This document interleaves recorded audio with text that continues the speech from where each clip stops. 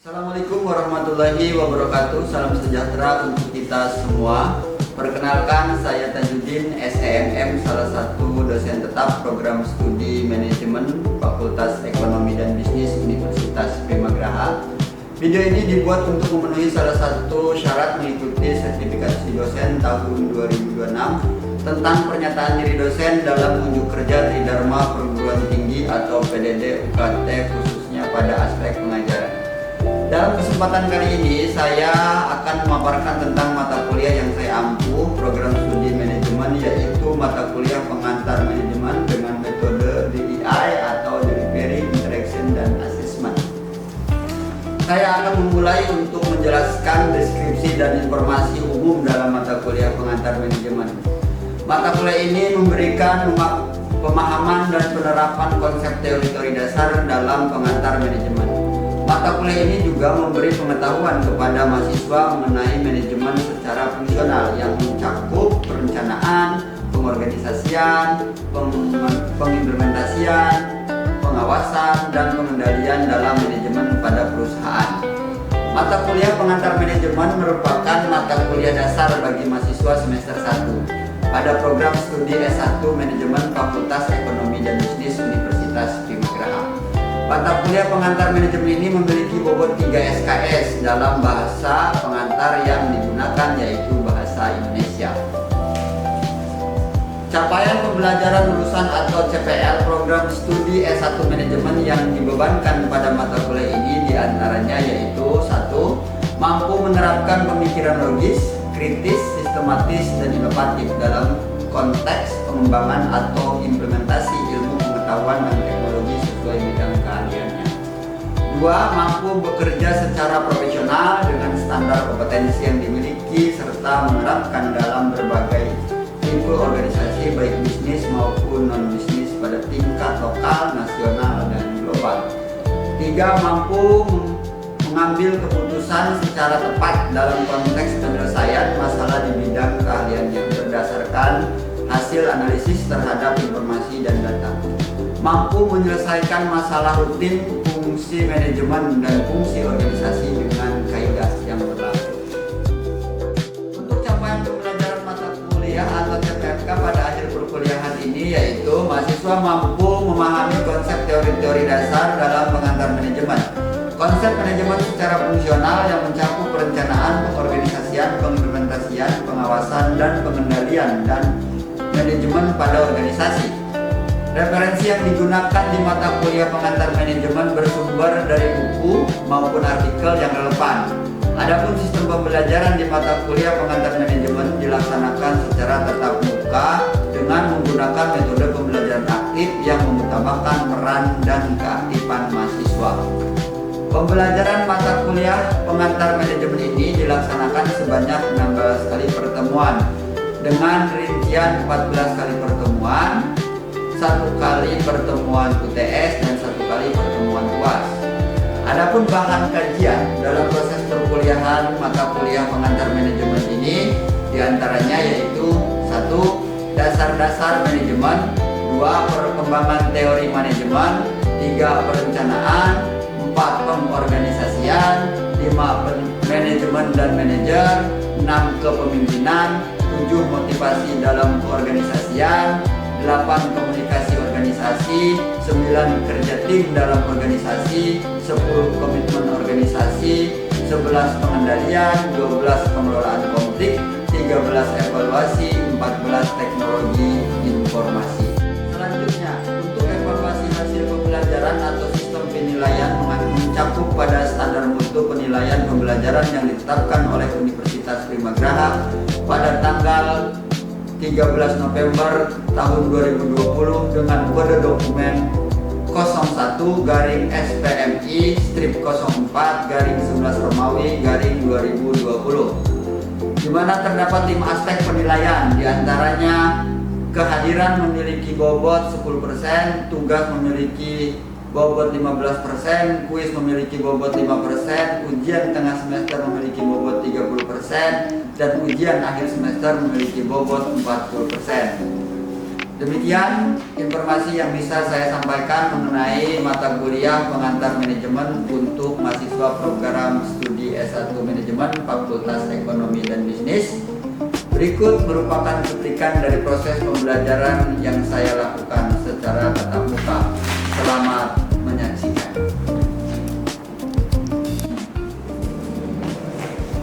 Baik, bismillahirrahmanirrahim. Assalamualaikum warahmatullahi wabarakatuh. Waalaikumsalam warahmatullahi wabarakatuh. Apa kabar semuanya? Alhamdulillah. Pada hari ini kita bisa berjumpa kembali di pertemuan keberapa? 6. Dengan materi tentang kepemimpinan. Sebelum ini dimulai, minggu lalu saya pernah mengirimkan beberapa materi tentang kepemimpinan. Harusnya teman-teman sudah baca dan sudah memahami. Ada yang sudah, ada yang belum. Makanya hari ini kita bahas dengan pertemuan ke-6 dengan materi kepemimpinan. Saya mau tanya dulu, apa yang ada dalam benak teman-teman kalau bicara tentang kepemimpinan? Yang bisa jawab? Seorang yang mengarahkan, Pak. Seorang yang mengarahkan, boleh. Pak? Seni, Pak. Seni, boleh. Itulah kepemimpinan. Ada yang mengarahkan. Pak, kepemimpinan itu seni. Seni apa sih? Seni mengarahkan. Ya, seni memotivasi, seni memutuskan, dan seterusnya. Nah, kepemimpinan itu menurut Paul Darcy, kepemimpinan adalah proses mempengaruhi aktivitas individu atau kelompok untuk mencapai tujuan dalam situasi tertentu. Ada 5 elemen kunci kepemimpinan. Yang pertama, proses mempengaruhi individu dan kelompok, itu masalah. Yang kedua, mencapai tujuan bersama yang disepakati. Jadi seorang pemimpin itu sebelum berjalan ke tujuan pasti ada yang namanya diskusi untuk membicarakan tentang pencapaian, visi, misi, dan seterusnya. Itu adalah kepemimpinan. Kepemimpinan dalam organisasi terbagi. Yang pertama yaitu kapasitas membangun konsep atau konsep.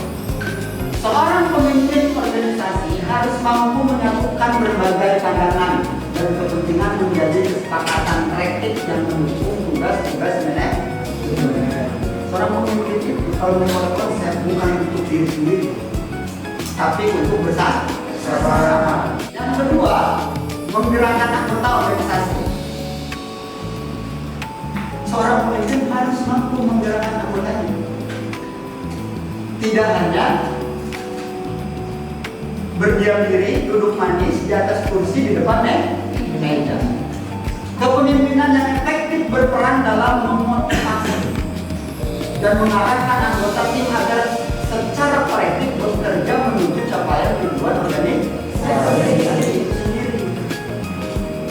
Jadi setelah pemimpin merumuskan, membicarakan misi, membicarakan misinya, tujuannya, capaiannya dan sebagainya, tidak selesai hanya di situ, tapi juga harus ikut terjun, mengontrol, memotivasi yang mungkin lagi galau, lagi lelah dan seterusnya. Yang ketiga, menyelaraskan tujuan individu dan organisasi atau organisasi. Pentingnya kepemimpinan. Buat teman-teman penting nggak sih punya jiwa kepemimpinan dan jiwa pemimpin itu? Penting. Ya. Pencapaian tujuan yang efektif, kepemimpinan yang baik mempercepat dan mengoptimalkan pencapaian tujuan organisasi melalui pengarahan sumber daya dan koordinasi yang tepat. Yang pertama, menetapkan visi dan arah yang jelas. Seperti saya tadi bilang, bahwa seorang kepemimpinan harus tahu visi dan misinya mau kemana. Yang kedua, mengoptimalkan penggunaan sumber daya. Yang ketiga, meningkatkan produktivitas dan efisiensi. Harus begitu produktivitasnya dan efisiensinya agar tercapai tujuan. Yang kedua, mengelola keberagaman. Nah, si pemimpin ini harus mengefektifkan ini. Bagaimana caranya di dalam organisasi yang beragam ini tetap berjalan dengan baik, dengan selaras, agar mencapai tujuan yang efektif dan efektif. Yang pertama itu bisa menghargai orang pemimpin, ya, menghargai keunikan individu. Kan karakternya unik-unik kalau di organisasi, ya. Dan tetap dalam motivasi dan arahan pemimpin agar sesuai dengan dia. Menjembatani konflik kepentingan. Nah, ini dalam organisasi sering satu tim, satu visi, tapi berkelompok. Kadang-kadang cewek yang berkelompok. Kelompok ini nudibahin ini, kelompok ini nudibahin ini. Nah, itu pasti ada dalam organisasi. Dan seorang pemimpin wajib menjembatani itu agar konflik ini tidak berkelanjutan. Kan gitu ya? Konflik ini tidak berkelanjutan yang bisa menghambat tujuan yang sudah dirumuskan oleh pemimpin dan tim. Maka harus menjembatani. Dan terakhir, memfasilitasi memfasilitasi ya betul, kolaborasi yang harmonis. Seorang pemimpin harus bisa berkolaborasi dengan siapa. Kalau pendekatan teori kepemimpinan dibagi menjadi tiga dimensi kepemimpinan. Yang pertama adalah karakter, itu pasti. Kompetensi pemimpin, kesiapan dan kebutuhan, situasi dan konteks lingkungan. Itu dimensi kepemimpinan. Kalau teori Cel atau kepemimpinan situasional dikembangkan oleh Hersey, kalau salah ya, Hersey and Blanchard. Teori ini menekankan bahwa gaya kepemimpinan harus disesuaikan dengan tingkat kematangan bawahan. Jadi teman-teman gak bisa kalau teman-teman suatu saat jadi pemimpin, jadi pimpinan gitu, lalu teman-teman menerapkan seperti teman-teman gaya teman-teman otoriter. Nah, teman-teman tidak tahu tuh tentang kondisinya, bahwa anggota teman-teman itu belum paham apa yang diinginkan oleh si pemimpin itu. Tidak paham menjalankan tujuan, lalu si pemimpin itu sendiri bersikap otoriter sesuai perintahnya.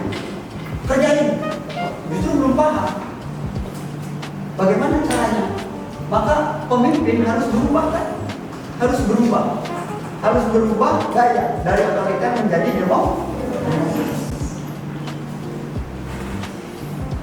Karena tidak semua gaya otoriter itu bisa cocok dengan semua anggota. Dan tidak semua gaya pemimpin yang demokratis juga cocok dengan anggota.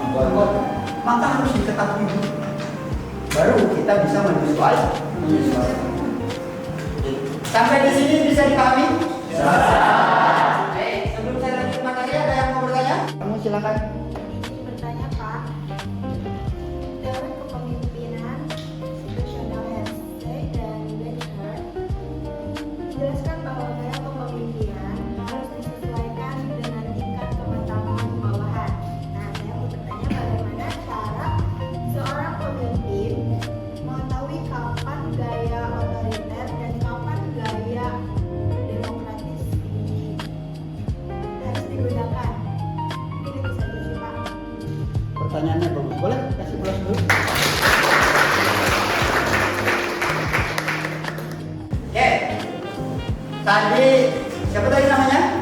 Cindy Sandra bertanya, Pak, apa sih gaya kepemimpinan otoriter dan gaya kepemimpinan demokratis atau gaya kepemimpinan apapun itu ya bisa digunakan di suatu di tempat atau di organisasi?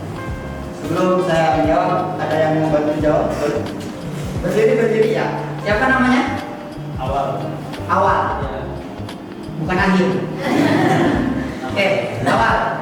Tadi Siti Sandona bertanya, kapan gaya kepemimpinan otoriter dan gaya kepemimpinan demokratis atau gaya kepemimpinan yang lain digunakan di dalam organisasi? Jadi menurut saya begini Pak. Pemimpin itu harus melihat kemampuan dan kesiapan satu anggota timnya. Jika anggota tersebut masih baru dan belum memahami satu tugasnya, maka kita sebagai pemimpin harus memberikan arahan yang jelas dan tegas. Namun jika si anggota tersebut sudah memahami dan memiliki pengalaman, maka itu akan lebih bagus. Terima kasih Awal atas jawabannya. Walaupun masih gugup, kembangkan terus karena seorang pemimpin itu bukan cuma berani memerintah, tapi juga berani bersuara. Selain dari Awal, ada yang menambahkan jawabannya? Oke, boleh. Siapa namanya? Vera Yulianti. Apa yang mau kamu tambahkan jawaban dari Awal? Silakan. Menurut saya kondisi organisasi juga berpengaruh dalam keadaan darurat atau krisis. Nah, gaya otoriter mungkin lebih efektif karena keputusan harus diambil dengan cepat. Sebaliknya juga, dalam kondisi normal, gaya demokratis dapat meningkatkan partisipasi dan komitmen anggota. Mungkin bisa dipakai. Baik, terima kasih. Jawabannya luar biasa. Kasih plus dulu dong. Betul banget bahwa apa yang sudah tadi disampaikan, tidak semua gaya kepemimpinan itu bisa digunakan dengan situasi tertentu. Teori kepemimpinan situasional menekankan bahwa tidak ada satu gaya kepemimpinan yang paling baik untuk semua kondisi. Jadi semua gaya itu tidak apa namanya, tidak ada satu yang paling baik, karena semua kondisi pemimpin harus mempertimbangkan banyak hal untuk mengambil keputusan, untuk mengajak diskusi dan seterusnya. Yang pertama mungkin contoh tingkat kemampuan bawahan yang tadi sudah dijelaskan kan, bahwa kita juga harus mengetahui tingkat kemampuan bawahan.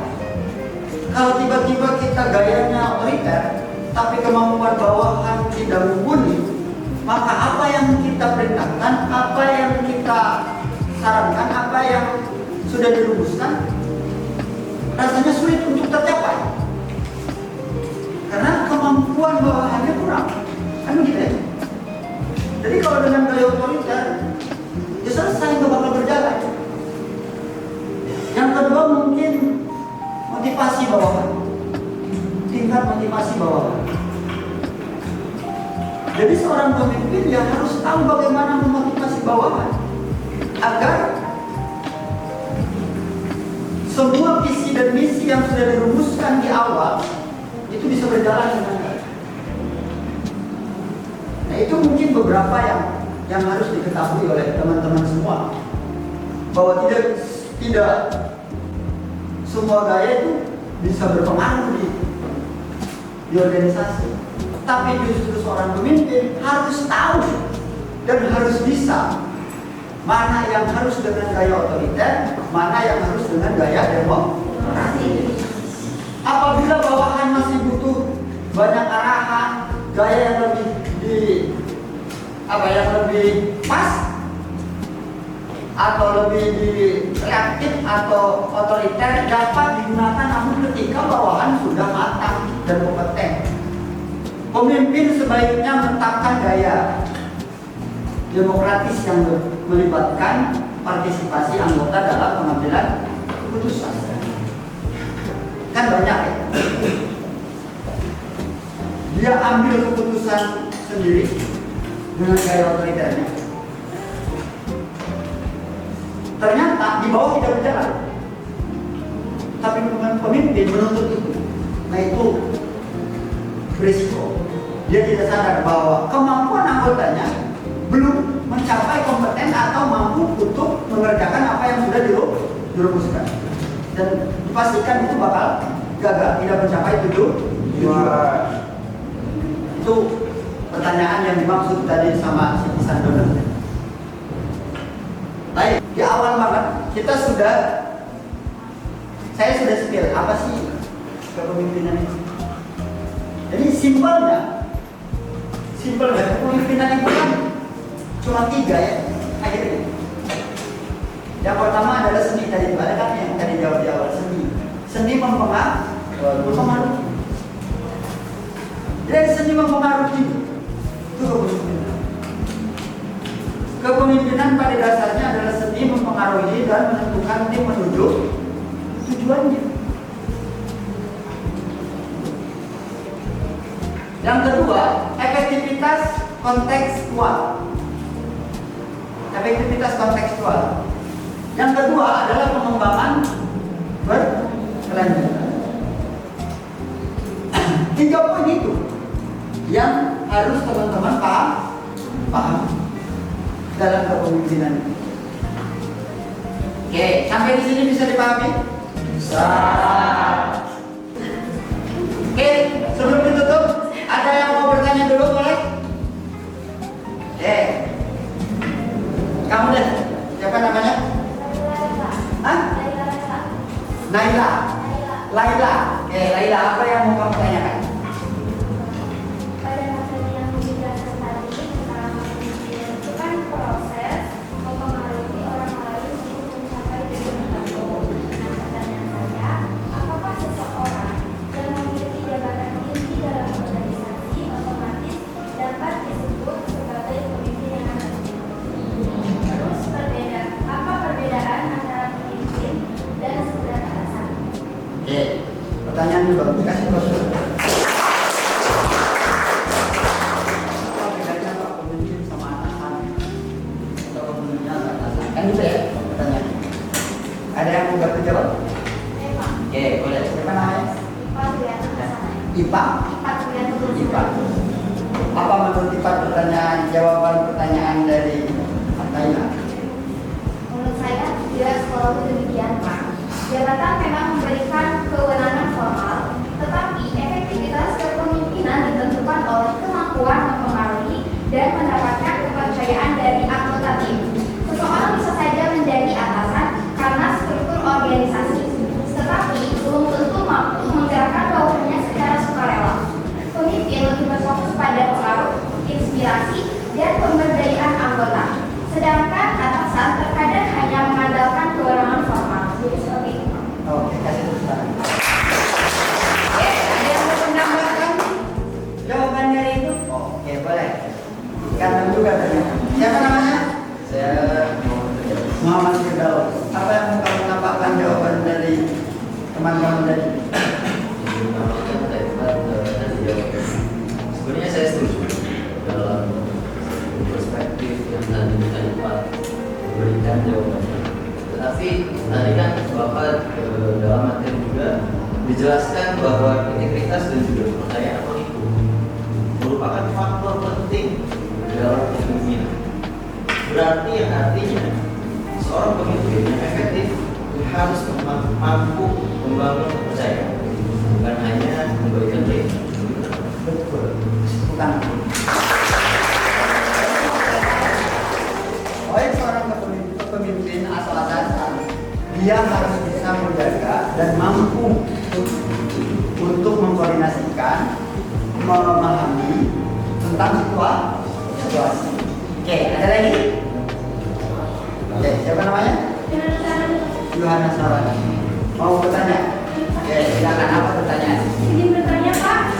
Pada materi kami Bapak jelaskan disebutkan bahwa gaya supaya memberikan kebebasan yang besar kepada anggota tim. Pertanyaan saya, apakah gaya ini tidak beresiko yang dapat menyebabkan kurangnya kontrol sehingga tujuan organisasi sulit untuk dicapai? Oke, kasih tepuk tangan.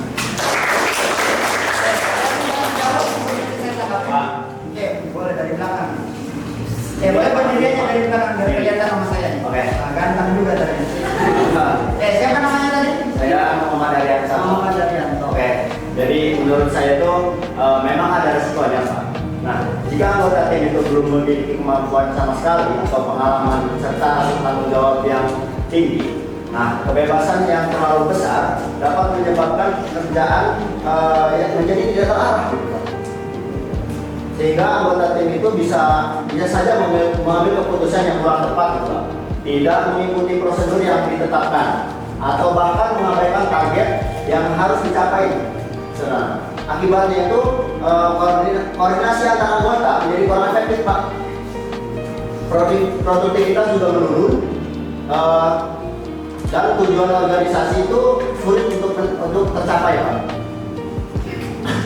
Oleh karena itu, pemberian kebebasan kepada anggota tim sebaiknya disesuaikan dengan kesiapan mereka sendiri, Pak. Selain itu juga pemimpin juga harus mengambil tindakan, Pak, seperti memberikan arahan, pengawasan, serta evaluasi secara berkala agar kebebasan tersebut dapat dimanfaatkan secara bertanggung jawab dan menghasilkan kinerja yang optimal, Pak. Itu yang disampaikan. Terima kasih Ari. Jawabannya panjang sih, tapi jelas. Oke, sampai di sini sudah cukup paham ya? Sebelum ditutup, mungkin saya menyimpulkan pembelajaran hari ini, teman-teman. Dari diskusi hari ini, teman-teman cukup luar biasa aktif. Ternyata sudah memahami apa yang sudah materi yang kemarin saya kirim ke teman-teman untuk dipelajari. Jadi dari diskusi hari ini kita dapat menyimpulkan bahwa kepemimpinan itu bukan sekedar posisi atau jabatan, melainkan kemampuan mempengaruhi orang lain untuk mencapai tujuan bersama. Efektivitas kepemimpinan dipengaruhi oleh karakter pemimpin itu sendiri, kondisi pengikut juga, dan situasi organisasi. Tidak ada satu gaya pemimpin yang cocok akhirnya, kan? Mau dia kalau punya karakter pemimpin yang otoriter, mau dia punya karakter pemimpin yang demokratis, atau punya karakter pemimpin yang presiden yang membebaskan para anggota untuk mengambil keputusan. Akhirnya pada semua itu adalah tidak bisa diambil salah satunya. Tetapi justru kita harus mampu mengambil keputusan dengan kondisi dan situasi. Itu mungkin pertemuan kita hari ini. Mudah-mudahan kita selalu diberikan kesehatan. Dan kita bisa bertemu kembali di pertemuan ke-7 minggu depan di materi selanjutnya. Seperti biasa, nanti minggu setelah selesai ini 2 hari kemudian saya kirim materi ke teman-teman untuk teman-teman pelajari, dan nanti kita akan diskusikan kembali di dalam kelas. Kurang lebihnya mohon maaf, saya akhiri. Wassalamualaikum warahmatullahi wabarakatuh.